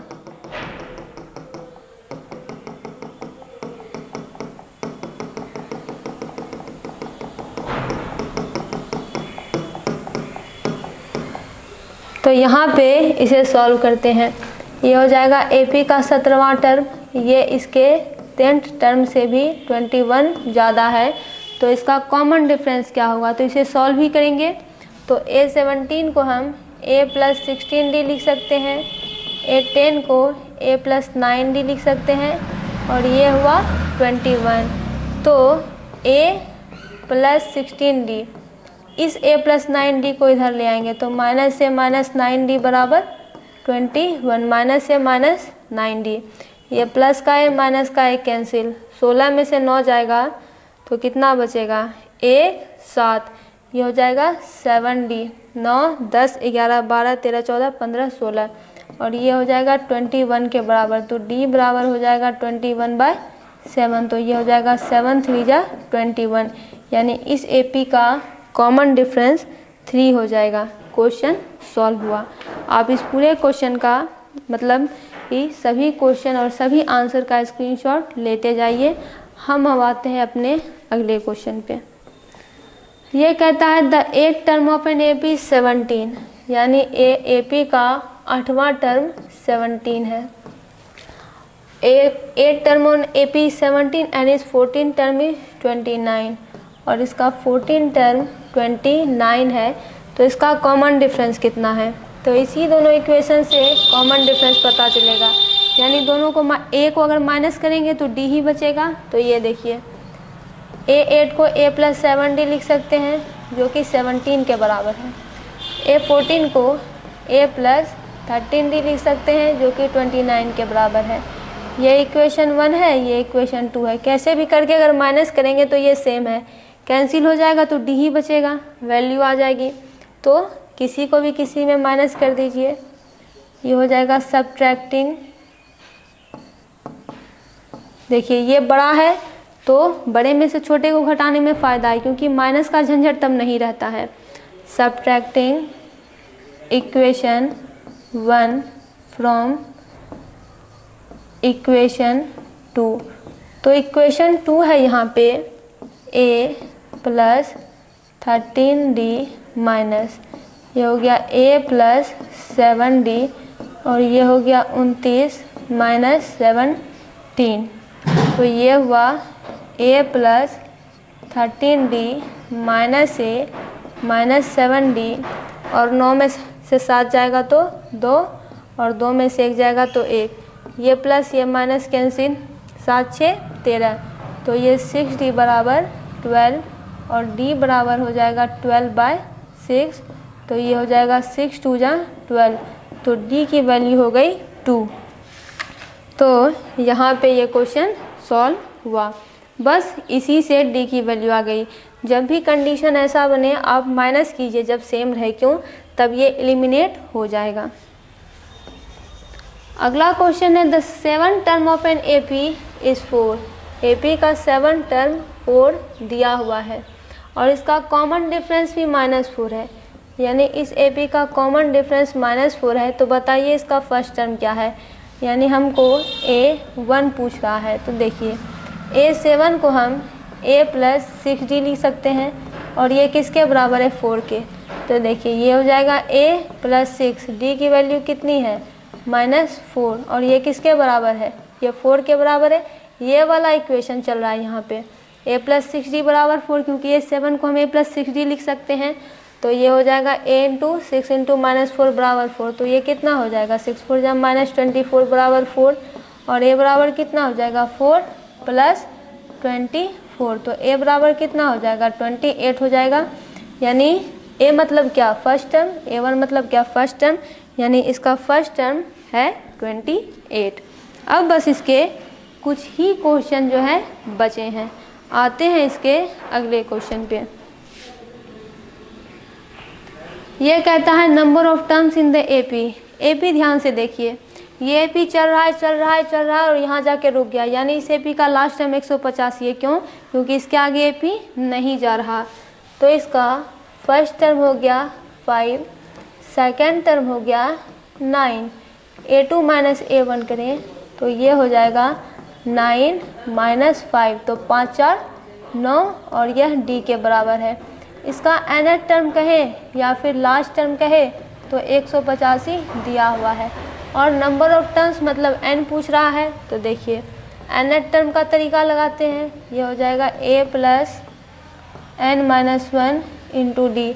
तो an यहाँ पे कितना है, 185 है, यह 185 बराबर 5 + n - 1 × 4, ये हो जाएगा 185 - 5 बराबर n - 1 × 4, ये हो जाएगा 180 बराबर n - 1/4, तो ये हो जाएगा 180/4 बराबर n - 1, तो ये हो जाएगा 2 2 जा 4, 2 9 जा 80, 2 4 जा 8, 2 5 जा 10, तो ये हो जाएगा 45 बराबर n - 1।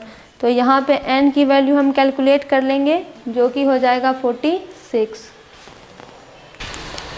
तो यहाँ से n कैलकुलेट करते हैं, तो n बराबर कितना हो जाएगा, ये हो जाएगा 45 + 1, तो n बराबर हो गया 46। यानी इस AP में कितने नंबर ऑफ टर्म्स मौजूद हैं, तो इसमें 46 नंबर ऑफ टर्म्स मौजूद है। अब MCQ का बस लास्ट क्वेश्चन बचा है। तो ये देखिए, ये क्वेश्चन है, अगर 2p + 1 10 और 5p + 5 सारे AP के कंसेक्यूटिव टर्म्स हैं, यानी सारे लगातार टर्म हैं, बीच में कोई टूटन नहीं है। कहने का अर्थ है जैसे ये नंबर है 1 2 3 4 5, तो ये सारे क्या है, लगातार नंबर है, कोई बीच में गैप नहीं है। तो बताइए कि p की वैल्यू क्या है। सारे लगातार टर्म है, यानी पहला टर्म इसका 2p + 1 है, यही पहला टर्म है।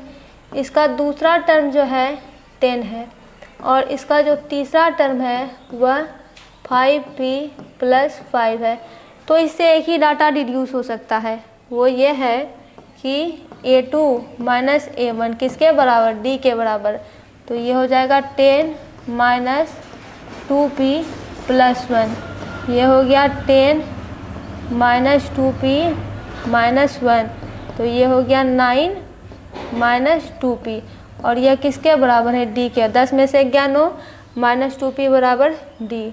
फिर है A3 - A2, तो ये हो गया 5p + 5, ये A3 की वैल्यू है।